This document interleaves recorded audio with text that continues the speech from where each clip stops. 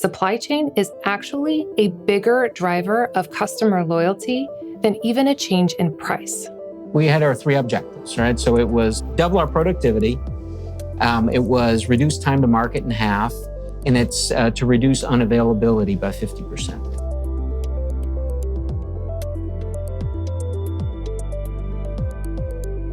Decision makers estimate staff are deviating from their processes 30 to 40% of the time. We also found that decision makers are only using analytics-driven decision models 38% of the time.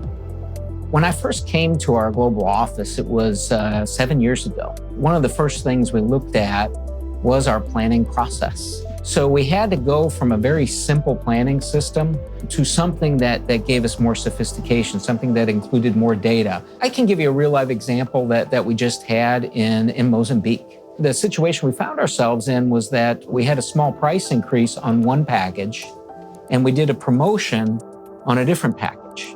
But because our tools are not sophisticated enough, we were not able to calculate out what the full increase in demand would be on the promotional package, and a simple improvement in the planning system could have easily calculated out and improved that situation.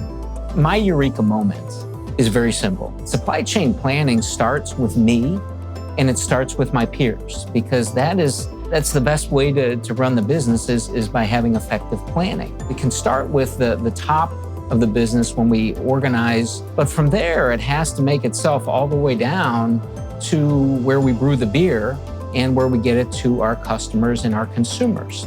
So we have planning at each stage of our organization and each part of our business. We know that there are 3 pretty simple ingredients in order to make good decisions in the supply chain.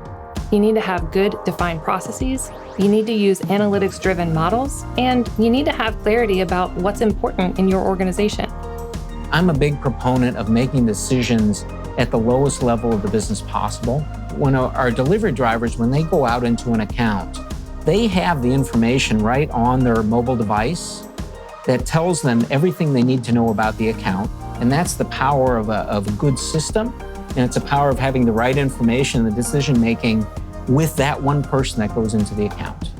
When localized decision makers make these decisions instead of their global end-to-end counterparts, they're 83% more likely to make a good decision. That means that without making any additional investments, no new money in digital technology, supply chains can improve their decision-making drastically. We have cross-functional teams working together so they have all the data and all the input they need to make the right decision. That's allowed our groups to work more closely together to take time out of the process, in fact, more than half the time.